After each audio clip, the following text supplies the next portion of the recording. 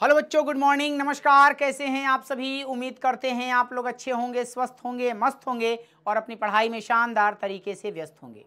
बच्चों, हम लोग बात कर रहे थे, एक सीक्वेंस में हम लोगों ने स्टार्ट किया था आपकी एनसीईआरटी के बुक के हिसाब से क्या पहला चैप्टर से लेकर के आखिरी चैप्टर तक की कहानी को हम करने वाले हैं, जिसमें हम पहुंच गए हैं चैप्टर नंबर 15 पे। इसके बाद सिर्फ एक लेसन बचता है आपका चैप्टर नंबर 16 और उसकी चर्चा हम लोग अगली क्लास में कर लेंगे। आज का टॉपिक बहुत ही बेहतरीन है, हमारा पर्यावरण, जिसका नाम है चैप्टर नंबर 15 हमारा पर्यावरण। और इस चैप्टर में मैं आपको वो टॉपिक्स, वो कॉन्सेप्ट दूंगा जिससे आपके एक भी ऑप्शनल क्वेश्चन गलत नहीं होंगे इस टॉपिक से आने वाले। मेजॉरिटी ऑफ द क्वेश्चन आप देखेंगे, लगभग 5 से 7 क्वेश्चन आपको इस पर्टिकुलर चैप्टर से बहुविकल्पीय प्रश्न में पूछे जाते हैं। तो आइए बिना समय गंवाए आज की क्लास को स्टार्ट करते हैं। मैं मनीष शुक्ला, डीएलएस एजुकेशन विद्याकुल के इस प्यारे से प्लेटफॉर्म पे आप सभी बच्चों का तहे दिल से स्वागत करता हूं। आइए क्लास को स्टार्ट करेंगे, लेकिन उससे पहले एक बात, कॉपी पेन लेके बैठिएगा, सेशन को लाइक और शेयर जरूर करिएगा और अगर चैनल पे नए आए होंगे तो सब्सक्राइब का बटन जरूर दबाइएगा। क्लास को स्टार्ट करते हैं। बहुत ही बेहतरीन ढंग से आपके सामने आ गया टॉपिक हमारा पर्यावरण। अब इसकी कहानी को मैं जरा एक एक करके डिस्कस कर दूं आपके सामने। हमारा पर्यावरण का मतलब क्या है? हमारा तो समझने वाली बात है नहीं, हिंदी का शब्द है। पर्यावरण को अपन समझेंगे जरा ध्यान से। इसको संधि विच्छेद करिए तो ये बनता है परिआवरण। दो शब्दों से मिलकर बना परि और आवरण। परि का मतलब क्या है? परि माने होता है चारों तरफ। परि का अर्थ क्या है? चारों तरफ। और आवरण का मतलब होता है कवर किए हुए, ढके हुए। अर्थात मतलब क्या निकला इसका कि वो सारी चीजें, वो समस्त वस्तुएं, वो समस्त जीव जंतु जो आपके इर्द गिर्द पाए जाते हैं, जो आपके अपने समाज में पाए जाते हैं, वो सब कुछ मिलकर के पर्यावरण का नाम बनाते हैं, पर्यावरण का एक सिस्टम बनाते हैं, पर्यावरण बनाते हैं। इन जीवों में दोनों चीजें होंगी, चाहे जीव जंतु होंगे या नॉन लिविंग चीजें होंगी। इसमें क्या क्या बातें आएंगी? तो साहब ये दो फैक्टर से मिलके बना होगा, इसके दो घटक होंगे। आपसे डायरेक्ट पूछेगा पर्यावरण के कितने घटक? 2 घटक। पहला कौन? तो पहला होता है जैविक घटक और दूसरा क्या होता है? अजैविक घटक। पहली कहानी बनी जैविक घटक के रूप में और दूसरी बनी अजैविक घटक के रूप में।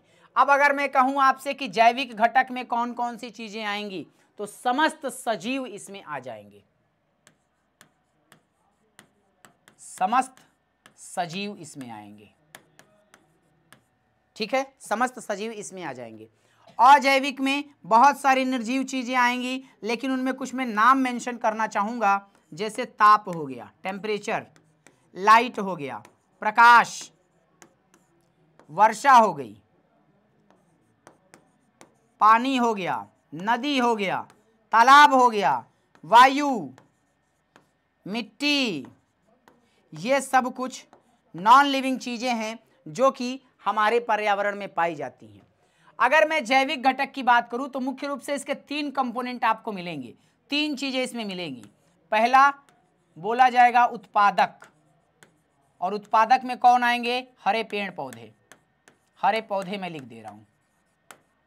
दूसरा जो शब्द आएगा इसमें वो आएगा क्या? उपभोक्ता। और उपभोक्ता में कौन आएगा? जो हरे पौधों, पेड़ पौधों पे निर्भर रहेगा अपने फूड के लिए, अपने भोजन के लिए। और तीसरी बात आएगी अपघटक की। अपघटक की। अपघटक कौन है? जो उपभोक्ता या उत्पादक दोनों के मृत शरीर को वायुमंडलीय तत्वों में विलीन करने का काम करेगा।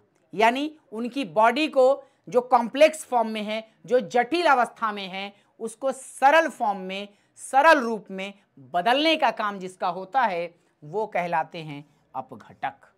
बोलो राजी खुशी। इतना कॉन्सेप्ट क्लियर है?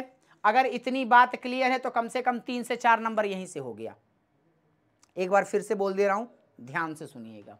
मैंने कहा पर्यावरण का मतलब क्या है, तो बताया गया परि और आवरण से बना हुआ है। परि माने होता है चारों तरफ और आवरण का मतलब होता है ढके हुए, यानी वो सारी चीजें जो हमें चारों तरफ से ढके हुए हैं, कवर किए हुए हैं, वो सब कुछ मिल करके क्या बनाता है, पर्यावरण बनाता है। पर्यावरण के 2 घटक होते हैं। पहला घटक कौन सा है, जैविक घटक, और दूसरा घटक कौन सा है, अजैविक घटक। जैविक घटक में 3 बातें आती हैं, उत्पादक, उपभोक्ता और अपघटक। उत्पादक, उपभोक्ता और अपघटक, जबकि अजैविक घटक में ये सारी चीजें आती हैं। ठीक है, अच्छा अब मैं बात करूं उत्पादक कौन, तो हरे पौधे। उपभोक्ता कौन, जो हरे पौधे को भोजन के रूप में ग्रहण करे या हरे पौधों पर आश्रित हो, वो सब के सब उपभोक्ता में आ जाएंगे। और लास्ट आता है अपघटक। अपघटक में मैंने बताया कि जो जीवों के, चाहे वो पेड़ पौधे हों, चाहे वो ह्यूमन बीइंग हो, चाहे कोई जंतु हो, उन सब के शरीर को वातावरण के सिंपल कंपोनेंट में, सरल परमाणुओं में, अणुओं में, यौगिकों में, अपघटकों में तोड़ने का काम करता है। पक्की बात है। इतनी बात समझ में आ गई, इतनी बात समझ में आ गई। जोरदार तरीके से लाइक मारेंगे अगर समझ में आ गई होगी तो। बहुत अच्छा, चलेंगे आगे बढ़ें। ओके, अगली कहानी क्या है भैया, अब एक एक लाइन जरा देखते हुए चलें। इतनी बात तो समझ में आ गई ध्यान से, और इतने में मान लीजिए आपका आधा चैप्टर क्या हो गया, फिनिश हो गया। चलिए बात करते हैं। ये लिखा हुआ है पर्यावरण का मतलब वह सभी चीज़ें हैं जो हमें घेरे रहती हैं। सभी जैविक और अजैविक घटक इसमें शामिल हैं। जैविक व अजैविक घटकों के पारस्परिक मेल से एक तंत्र का निर्माण होता है जिसे पारितंत्र कहते हैं। आपसे पूछा जाए पारितंत्र क्या है, तो बताएंगे जैविक और अजैविक घटक के आपसी मेल जोल से, इंटरनल इंटरैक्शन की वजह से जो संबंध स्थापित होता है, जो तंत्र स्थापित होता है, उसी तंत्र को नाम दिया गया क्या, पारितंत्र, जिसे इकोसिस्टम कहते हैं। इकोसिस्टम कहते हैं। एक पारितंत्र में जीव भोजन के लिए एक दूसरे जीव के ऊपर निर्भर होता है, जिसे आहार श्रृंखला कहते हैं और आहार जाल बनाते हैं। अब आहार श्रृंखला क्या है जरा देख लीजिए इसको। आपको मैंने कराया था क्लास में, लेकिन फिर भी एक बार और देख लीजिए। जैसे मान लीजिए यहाँ पर कोई घास है, इस घास को खाया हिरन ने। घास को खाया किसने, हिरन ने, और हिरन को खा गया कौन, शेर। ये एक चेन बनी, एक श्रृंखला बनी, और इसी श्रृंखला को खाद्य श्रृंखला कहते हैं। क्यों, क्योंकि इसमें एक जीव दूसरे जीव पर आश्रित है। जैसे हिरन किस पे आश्रित है भोजन के लिए, घास पे। हिरन के ऊपर कौन आश्रित है, शेर आश्रित है। तो इस प्रकार से जो श्रृंखला प्राप्त होती है, इसी श्रृंखला को खाद्य श्रृंखला का नाम दिया गया है। पक्की बात है, पक्की बात है। ओके, चलिए, तो घास है, हिरन है, शेर है। एक और खाद्य श्रृंखला बना दूं आपके लिए। जैसे मान लीजिए ये कोई घास है, इस घास को खाया किसी टिड्डे ने, टिड्डा है ना, टिड्डा को खाया मेंढक ने, मेंढक को खा गया सांप, और सांप को खा गया मोर, है ना। तो ये एक अलग खाद्य श्रृंखला बनाई मैंने। ठीक है, अब खाद्य श्रृंखला के लिए एक बात आप हमेशा दिमाग में रखेंगे बनाते समय, कि शुरुआत हमेशा उत्पादक से करेंगे, यानी हरे पेड़ पौधों से ही करेंगे, क्योंकि उनके बिना जीवन संभव नहीं है। यानी हरे पेड़ पौधों के बिना हम जिंदा नहीं रह सकते। तो यहां से शुरुआत होगी इसकी, और इसमें एक लेवल से दूसरा जो लेवल आता है, मतलब घास से टिड्डा, एक लेवल तैयार हुआ, एक स्तर तैयार हुआ, और इसी स्तर को पोषी स्तर कहते हैं या पोषण स्तर कहते हैं। पक्की बात है। टिड्डा को खाया मेंढक ने, ये दूसरा पोषण स्तर है, और मेंढक को खाया सांप ने, ये तीसरा पोषण स्तर है। सांप को खा गया मोर, ये चौथा पोषण स्तर है। कहानी समझ में आ गई। लगे हाथ एक और बात बता दें आपको, प्रत्येक पोषण स्तर पर, प्रत्येक पोषण स्तर पर 10% एनर्जी आगे की ओर जाती है, 10% ऊर्जा अगले चरण में जाती है। जैसे अगर मैं कहूं कि घास के पास मान लीजिए 10,000 किलो कैलोरी ऊर्जा है, कितनी? 10,000। तो टिड्डा के पास जाएगा कितना? केवल 1,000 किलो कैलोरी। मेंढक के पास जाएगा कितना? 100 किलो कैलोरी। सांप के पास जाएगा कितना? 10 किलो कैलोरी। और मोर के पास जाएगा कितना? 1 किलो कैलोरी। यानी ऊर्जा धीरे धीरे क्या होती जाती है? कम होती जाती है। बाकी ऊर्जा क्या खत्म? नहीं साहब, बाकी 90% ऊर्जा का उपयोग वो खुद जीव करता है, केवल 10% ऊर्जा अगले चरण के लिए छोड़ देता है। पक्का? इस कॉन्सेप्ट को किसने दिया था 10% का नियम? ये भी पूछा गया क्वेश्चन है, लिंडेमान नामक वैज्ञानिक ने दिया था। 10% का नियम किसने दिया? लिंडेमान। तुरंत कमेंट में आना चाहिए कि 10% का नियम किसने दिया? लिंडेमान ने दिया। 10% का नियम क्या कहता है कि एक पोषी स्तर से दूसरे पोषी स्तर में केवल और केवल 10% ऊर्जा ही ट्रांसफर होती है, स्थानांतरित होती है। बाकी 90% ऊर्जा वो जीव खुद उपयोग करता है, उसका उपभोग कर लेता है। पक्की बात है? चलिए, अगर ये भी बात समझ में आ गई तो और आगे बढ़ेंगे हम लोग, क्योंकि बढ़ना ही अपना काम है। दिन पर दिन बढ़ते रहिए। आगे क्या लिखा है? मनुष्य की गतिविधियों के कारण हमारे पर्यावरण में गिरावट आ रही है, वह समस्याएं उत्पन्न हो रही हैं, जैसे ओजोन परत का ह्रास, कचरे का निपटारण। इनको भी हम लोग लास्ट में चेक करेंगे, देखेंगे। अब बात आती है पारितंत्र की। बातें समझते रहिएगा। एक क्षेत्र के सभी जीव अजीविक मिलकर पारितंत्र का निर्माण करते हैं। मतलब किसी एक विशेष एरिया की, जैसे मैं बात करूं पूरी पृथ्वी है तो पूरी पृथ्वी में कहीं का भी हम बोल सकते हैं, हाँ पृथ्वी का पारितंत्र बोल सकते हैं। या अगर मान लीजिए यहाँ कोई समंदर है तो हम बोलेंगे समुंदर का पारितंत्र। मान लेते हैं यहाँ कोई झील है तो झील का पारितंत्र। मान लेते हैं कोई पेड़ है तो पेड़ का पारितंत्र। एक ग्रास लैंड है तो घास के मैदान का पारितंत्र। अगर कोई जंगल है तो इस जंगल का पारितंत्र। कई सारे पारितंत्र हो सकते हैं। कुछ पारितंत्र ह्यूमन खुद क्रिएट करता है, मनुष्य खुद बनाता है। जैसे एक खेत का पारितंत्र, खेत को हमने उगाया ना, हमने उसमें धान बोया या चावल बोया या जो है मटर बोया या टमाटर बोया, जो भी बोया हमने बोया ना, इसलिए वो आर्टिफिशियल है, कृत्रिम पारितंत्र है। एक एक्वेरियम होता है, आपने देखा होगा बड़े बड़े घर में जाइए ना घूमने उमने के लिए किसी के यहाँ, तो देखे होंगे कि कोना में एगो कांच का बक्सा होता है और उसमें जो है मछली उछरी डाला रहता है, मछली तैरता रहता है। तो वो कैसा पारितंत्र है? एक्वेरियम का पारितंत्र कैसा पारितंत्र है? कृत्रिम पारितंत्र है, उसको इंसान ने खुद बनाया है। बुझ रहे हैं? ये कृत्रिम पारितंत्र का उदाहरण है। चलें, इसलिए एक पारितंत्र जैविक यानी जीवित जीव, वो अजैविक घटक जैसे ये से मिलकर बनता है। पारितंत्र के प्रकार: पारिकृतिक पारितंत्र, पारितंत्र जो प्रकृति में विद्यमान है, जैसे जंगल, सागर, झील, नदी, पेड़, ये सब प्राकृतिक पारितंत्र है। मानव निर्मित खेत है, जलाशय है, बगीचा है, ये सब पारितंत्र कैसे हैं? मानव निर्मित पारितंत्र के उदाहरण हैं। Excuse me. अगला, आगे की कहानी क्या है भैया, देख लिया जाए। ये चार्ट है, मैंने समझा दिया आपको। प्राकृतिक पारितंत्र के घटक, अजैविक घटक और जैविक घटक। अजैविक में हवा, जल, भूमि, ये सब। जैविक घटक में 3 बातें: उत्पादक, उपभोक्ता और अपघटक। उपभोक्ता कई तरह के होते हैं। पहले वो जो शाकाहारी कहलाते हैं, दूसरे वो जो मांसाहारी कहलाते हैं, तीसरे वो जो सर्वाहारी कहलाते हैं, और चौथे वो जो परजीवी होते हैं। परजीवी का कॉन्सेप्ट मैंने पहले पाठ में सिखाया था, जैव प्रक्रम वाले में। जीव विज्ञान का पहला पाठ याद करिएगा, पारितंत्र में मैंने परजीवी के बारे में बताया था, पैरासाइट के बारे में बताया था। क्या होता है पैरासाइट? तो बताया गया, जब कोई जीव किसी जीवित जीव के ऊपर रहे और वहां से भोजन प्राप्त करे।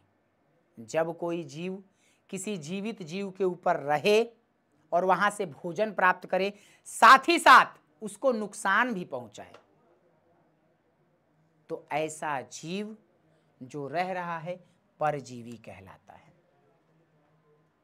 पक्की बात है। जैसे जूई का एग्जाम्पल हम लोगों ने लिया था, जू बाल में रहता है जो। इसके अलावा एक एग्जाम्पल प्लांट पौधों के केस में बताया गया था, अमरबेल यानी कसकुटा का, अमरबेल का। इसके अलावा और कौन हो सकता है, जोंक, जोंक हो सकता है। तो ये सब जीव कैसे हैं जो किसी सजीव के ऊपर ग्रो करते हैं, उगते हैं, फलते फूलते हैं, लेकिन उसको नुकसान भी पहुंचाते हैं। पक्की बात है। अच्छा साहब, ये कॉन्सेप्ट क्लियर हो गया हमको, हमें भी क्लियर हो गया भैया। तुम्हारे साथ साथ आगे बढ़ेंगे, आगे बढ़ेंगे। अगला कॉन्सेप्ट क्या कहता है, अजैविक घटक की कुछ कहानी लिखी हुई है, ध्यान से देखिएगा। सभी निर्जीव घटक जैसे हवा, पानी, भूमि, प्रकाश और तापमान आदि मिलकर अजैविक घटक बनाते हैं। सभी सजीव घटक जैसे पौधे, सूक्ष्मजीव, फफूंद आदि मिलकर जैविक घटक बनाते हैं। आहार के आधार पर जैविक घटकों को निम्न कैटेगरी में बांटा जा सकता है। उत्पादक, सीधा बता दिया, हरे पेड़ पौधे, नीले हरे शैवाल इसमें आते हैं। उपभोक्ता, ऐसे सजीव जो परोक्ष या अपरोक्ष रूप से, प्रत्यक्ष या अप्रत्यक्ष रूप से, डायरेक्ट या इनडायरेक्ट किसके ऊपर निर्भर रहे, उत्पादकों के ऊपर निर्भर रहते हैं। अब उपभोक्ताओं में कई बिरादरी है, शाकाहारी जानते हैं आप, मांसाहारी जानते हैं आप, सर्वाहारी जानते हैं, परजीवी दूसरे जीव के शरीर पर रहने व भोजन लेने वाले जैसे जूं और अमरबेल। ठीक है। और इसके बाद लास्ट में आता है अपघटक। अपघटक की कहानी जरा देख लीजिएगा, क्या कहता है अपघटक।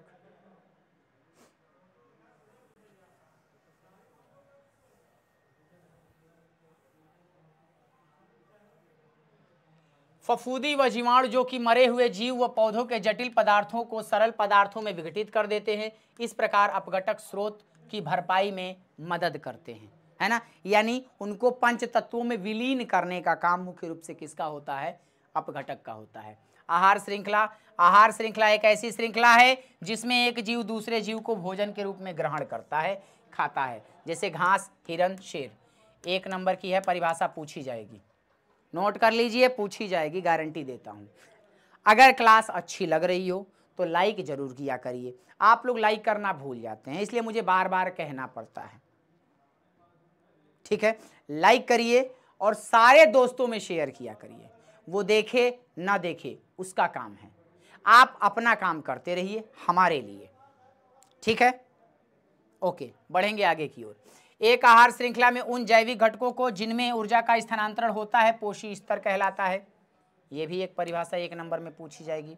एक आहार श्रृंखला में ऊर्जा का स्थानांतरण एक दिशा में होता है, माने पौधों से ऊपर की ओर जाती है ऊर्जा। कितनी ऊर्जा, केवल और केवल कितनी, 10% ऊर्जा जाती है। हरे पौधे सूर्य की ऊर्जा का 1% भाग जो पत्तियों पर पड़ता है अवशोषित करते हैं। 10% का नियम क्या है, एक पोषी स्तर से दूसरे पोषी स्तर में केवल 10% ऊर्जा का स्थानांतरण होता है, जबकि 90% ऊर्जा वर्तमान पोषी स्तर में जैविक क्रियाओं में उपयोग कर ली जाती है। पक्की बात है, पक्की बात है। आगे क्या लिखा है, उपभोक्ता के अगले स्तर के लिए ऊर्जा की बहुत ही कम मात्रा उपलब्ध हो पाती है, अतः आहार श्रृंखला में सामान्यतः 3 अथवा 4 ही चरण होते हैं। मैंने दिखाया 4 चरण मैक्सिमम था। कब बोला, जो मैंने दिखाया, घास, टिड्डा, मेंढक, सांप, मोर, 4 पोषण स्तर। पक्की बात है, ओके। एक बात को एक्सप्लेन भी कर रहा हूं, पढ़ के भी बता रहा हूं, इसलिए तैयार होते रहना चाहिए। एक भी लाइन छूटी, सिलेक्शन की आस टूटी। अब देखिए ये दिखाया गया है आपको ऊर्जा का प्रवाह किस रूप से। तो देखिए यहाँ पर 1000 किलो जूल ऊर्जा है जो कि उत्पादक के रूप में है। तो उपभोक्ता में कितनी गई, केवल 100 गई। द्वितीयक उपभोक्ता में कितनी जाएगी, 10, और फाइनल कितने जाएगी, 1%। पक्की बात है, पक्की बात है। अब आगे लिखा है जैव संवर्धन, जीवों का संवर्धन। आहार श्रृंखला में हानिकारक रसायनों की मात्रा में एक पोषी स्तर से दूसरी पोषी स्तर में जाने पर वृद्धि होती है, इसे जैव संवर्धन कहते हैं। बायोमैग्निफिकेशन, बायोमैग्निफिकेशन कहने का मतलब क्या है? जैसे मान लीजिए पौधे में मैंने कोई खाद डाला, कोई भी खाद डाला, खाद डालने से वो पौधा क्या करेगा? उसको एब्जॉर्ब करेगा, अवशोषित करेगा। जब उसको अवशोषित करेगा तो अपने बॉडी में रखेगा। अब उसको मान लीजिए कोई जीव खाता है, मान लीजिए हम ही खा ले रहे हैं डायरेक्ट, ठीक है, तो हमारे अंदर वो आया और ऐसे कई जीवों को हमने खाया, ठीक है। कई जीवों को जब खा रहे हैं हम तो हमारे अंदर वो डिपॉजिट हो रहा है, जमा होता जा रहा है। कौन सी? जो उर्वरक उसने एब्जॉर्ब किया था, ग्रहण किया था। अब मान लीजिए हमको शेर ने खाया, तो हमारे जैसे कई लोगों को शेर निपटा चुका होगा पहले, ठीक है, उसने खाया तो हमारे अंदर अगर उतना जमा हुआ है तो उस शेर के अंदर और ज़्यादा जमा होगा। तो जैसे जैसे हम ऊपर के स्तर में जाते रहते हैं, ये बायोमैग्निफिकेशन का मान बढ़ता जाता है, यानी जो रसायन हैं उनकी वैल्यू बढ़ती जाती है, ठीक है। ऐसे रसायनों की सबसे अधिक मात्रा मानव शरीर में होती है, क्योंकि हम सब खा जाते हैं। जरूरत पड़ेगी तो इंसान शेर को भी मार के खा जाएगा। आहार जाल, आहार जाल क्या है? कि जब एक पारितंत्र के अंदर, जैसे मान लो कि हम बात कर रहे हैं एक छोटे से जंगल के बारे में, एक पारितंत्र के अंदर कई सारी आहार श्रृंखलाएं एक साथ चलती हैं। तो आहार श्रृंखलाओं का ये जो ग्रुप है, ये जो समूह है, यही मिलकर के एक जाल का निर्माण करता है, एक जाल जैसी रचना का निर्माण करता है, और इसी को आहार जाल का नाम दिया गया है। जैसे ये दिखाया गया, पौधे को खाया चूहे ने, पौधे को ही खाया खरगोश ने, और पौधे को खा गया तिलचट्टा, तिलचट्टे को खा गया मेंढक, मेंढक को खा गया सांप, सांप को खा गया चील, खरगोश को खा गई लोमड़ी, लोमड़ी को पाएगा तो शेर निपटा देगा, शेर चाहेगा तो चील को भी निपटा देगा, पौधे को चूहे ने खाया, चूहे को चील खा गया। तो इस प्रकार देख रहे हैं कि जाल जैसी रचना बन रही है, इसी को आहार जाल का नाम दिया जाता है। बढ़ेंगे अगले टॉपिक की ओर। अगला क्या है? पर्यावरण की समस्याएं। ध्यान से सुनिएगा। पर्यावरण में मुख्य रूप से जो समस्याएं हैं, बदलाव प्रभावित करता है। क्या अगर पर्यावरण में बदलाव हमें प्रभावित करता है, हमारी गतिविधियां भी पर्यावरण को प्रभावित करती हैं। इससे पर्यावरण में धीरे धीरे गिरावट आ रही है, जिससे पर्यावरण की समस्याएं उत्पन्न हो रही, जैसे प्रदूषण, वनों की कटाई इत्यादि, है ना। अब बात करते हैं जो इम्पोर्टेंट है आपके लिए। इस चैप्टर का एक हिस्सा पारिस्थितिकी तंत्र, पारितंत्र या पर्यावरण पे था, और दूसरा उससे उत्पन्न होने वाली समस्याओं के लिए, ठीक है। अब उसमें एक समस्या दी गई है आपके सामने, कौन सी? ओजोन परत की। ओजोन परत पृथ्वी के चारों ओर एक रक्षात्मक आवरण है। तो सबसे पहले आपसे एक क्वेश्चन पूछेगा, ओजोन परत पाई कहाँ जाती है? तो देखिए, अगर ये पृथ्वी है तो पृथ्वी के ऊपर एक मंडल पाया जाता है जिसे कहते हैं क्षोभ मंडल।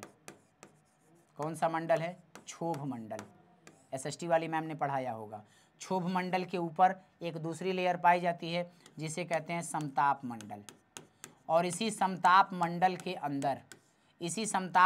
के अंदर एक मोटी लेयर पाई जाती है जो किसकी बनी होती है? ये ओजोन की बनी हुई लेयर है। किसकी बनी हुई लेयर है भैया? ये ओजोन की बनी हुई लेयर है। ओजोन 3 ऑक्सीजन परमाणुओं से मिलकर के बनी होती है। कितने ऑक्सीजन परमाणु से? 3 ऑक्सीजन परमाणु से मिलकर के बनी होती है। ये एक मोटी लेयर होती है जो हमारे लिए बहुत ज़रूरी है।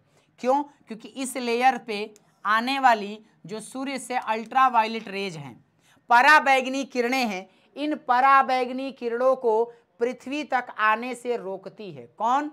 ये ओजोन परत। इसलिए हमारे लिए बहुत जरूरी है। लेकिन वास्तव में ये एक जहरीली गैस है। अगर मनुष्य के शरीर में ये इंटर कर जाती है तो कई सारी प्रॉब्लम्स का सामना करना पड़ सकता है, क्योंकि ये एक विषैली गैस है, जहरीली गैस है, ठीक है।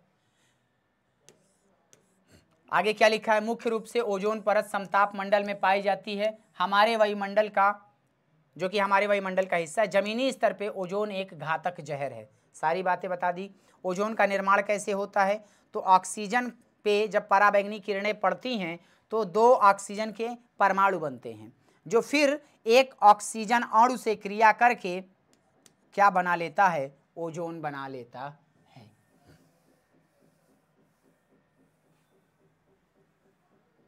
बढ़ेंगे अगले कॉन्सेप्ट पे। अगला कॉन्सेप्ट क्या है भैया, अब आ जाता है ओजोन परत के हास के बारे में सबसे पहले इंफॉर्मेशन जो प्राप्त हुई 1985 में प्राप्त हुई थी, और उसके लिए एक कन्वेंशन रखा गया, एक समिति बनाई गई और वहाँ पे बैठक हुई ढेर सारे विद्वानों की, जिसे वियना कन्वेंशन के नाम से जाना जाता है। वियना कन्वेंशन के नाम से जाना जाता है। कब हुआ था, 1985 में, 1985 में, है ना।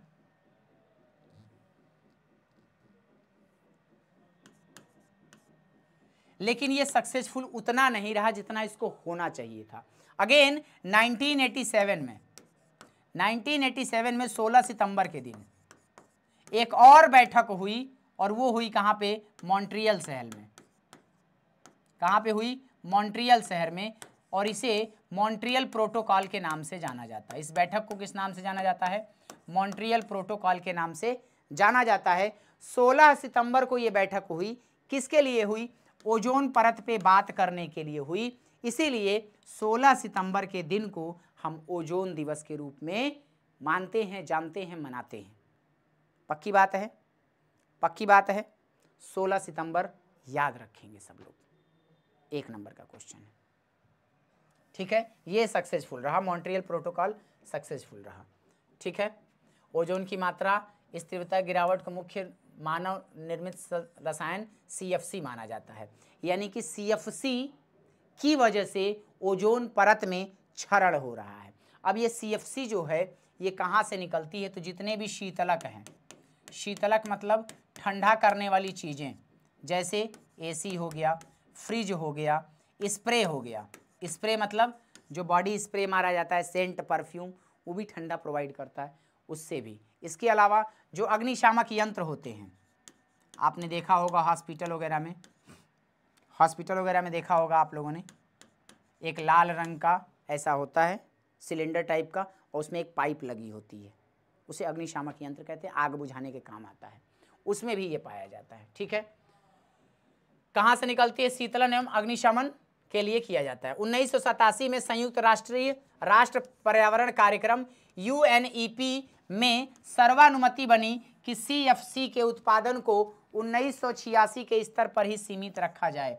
यानी 1987 में जो ये बैठक हुई, इसमें क्या बताया गया कि देखिए जितना हो गया उतना हो गया, अब कम से कम उतने पे होल्ड कर दिया जाए, CFC की मात्रा और ना बढ़ने पाए, इतनी ही रहे, तब तो ओजोन लेयर पे जो डिप्लीशन हो रहा है, कमी आ रही है, उसको कंट्रोल कर सकते हैं, अदरवाइज कंट्रोल नहीं कर पाएंगे। सक्सेसफुल रहा, बहुत अच्छा प्रयास रहा इस पे, ठीक है। अच्छा, इसको किस में मेजर किया जाता है, ओजोन परत की माप किस में की जाती है, तो डॉब्सन यूनिट में किया जाता है। किस इकाई में किया जाता है, डॉब्सन यूनिट में। कितना होना चाहिए, 300 होना चाहिए। अगर 300 डॉब्सन है इसकी वैल्यू, तो कहेंगे अच्छी है। 220 से अगर कम हो जाए, 220 डॉब्सन से अगर वैल्यू कम हो जाए, तो ये मान लिया जाता है कि ओजोन परत में क्षरण हो गया है। पक्की बात है। अब कचरा प्रबंधन की बात है, तो कचरा प्रबंधन आप लोग जानते हैं, समझते हैं। 2 तरह से मेन रूप से कचरा होता है, 2 तरह से। एक होता है जैव निम्नीकरणीय पदार्थ, और एक होता है अजैव निम्नीकरणीय पदार्थ। जैव निम्नीकरणीय का मतलब क्या है, बायोडिग्रेडेबल, जिसको जीव जंतुओं के द्वारा उनके मूल तत्वों में तोड़ दिया जाता है। जैसे मैं कहूं, मान लीजिए ये लकड़ी की बनी हुई पेन है, इसको मैंने मिट्टी में दफन कर दिया, दफन हो जा। शायद मैं 4 साल, 5 साल, 7 साल, 10 साल के बाद निकालूंगा तो ये पेन ऐसी नहीं रहेगी, खत्म हो चुकी होगी, क्योंकि इस पे जीवाणुओं का, कवक का असर होगा, वो इस पे उगेंगे और इसको फूड मटेरियल के रूप में ग्रहण कर जाएंगे थोड़ा थोड़ा करके। ये समाप्त हो जाएगी। लेकिन आप इमेजिन करिए प्लास्टिक के बारे में। प्लास्टिक आज के समय में एक अभिशाप बन गया है।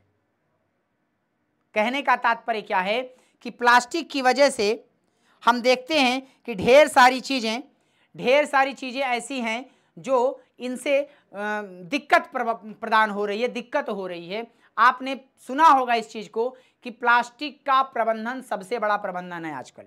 यानी अगर उसको हम ठीक से यूटिलाइज करें, कम मात्रा में यूज़ करें और ऐसी प्लास्टिक का यूज़ करें जो कुछ दिनों के बाद दफन हो सके, डिग्रेड हो सके, समाप्त हो सके, ऐसी प्लास्टिक का ही यूज़ करें। अदरवाइज प्लास्टिक की वस्तुओं का यूज़ न करें, पॉलीथीन का यूज़ न करें। सब्जी लेने जा रहे हैं तो अपने साथ एक कागज़ का या कपड़े का बना हुआ बैग जरूर लेके जाएं। ठीक है।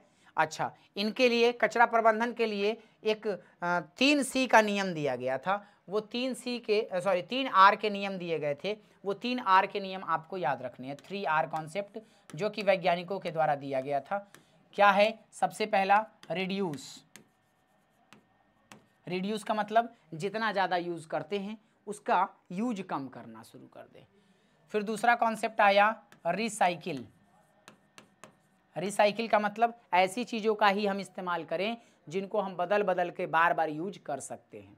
ठीक है। और तीसरा आता है रीयूज, माने बार बार यूज करना, उनकी पहले रिसाइकलिंग करना और रिसाइकलिंग करने के बाद फिर यूज करना। तो ये 3R का कॉन्सेप्ट है जो कि आपदा प्रबंधन के लिए है। यही 3 बातें आपको जाननी रहेंगी। ये लिखा है जैव मात्रा संयंत्र, सीवेज डिस्पोजल, कूड़ा प्रभाव क्षेत्र, कंपोस्टिंग, पुनः चक्रण और पुनः उपयोग। मुख्य रूप से ये और ये उस नीचे के 2R का मतलब है। ठीक है। तो इस प्रकार से ये टॉपिक आपका फिनिश हुआ। इसमें कुछ ये क्वेश्चन दिए गए हैं, इन क्वेश्चंस को सॉल्व करिएगा और अगर कोई दिक्कत होती है तो हमें ज़रूर बताएं। मिलेंगे हम लोग एक अगली वीडियो के साथ। तब तक के लिए दीजिए इजाज़त। जय हिंद, नमस्कार, take care all of you, love you all, bye bye. अगर सेशन अच्छा लगा हो तो ज़रूर लाइक करिएगा, अपने फ्रेंड्स में शेयर करिएगा और एक चीज़ ज़रूर बताऊंगा कि अगर आप चैनल पर नए आए होंगे तो चैनल को सब्सक्राइब करके बेल आइकन की घंटी को दबा लीजिएगा, जिससे आप तक हमारी नोटिफिकेशन सबसे पहले पहुंच सके। Thank you.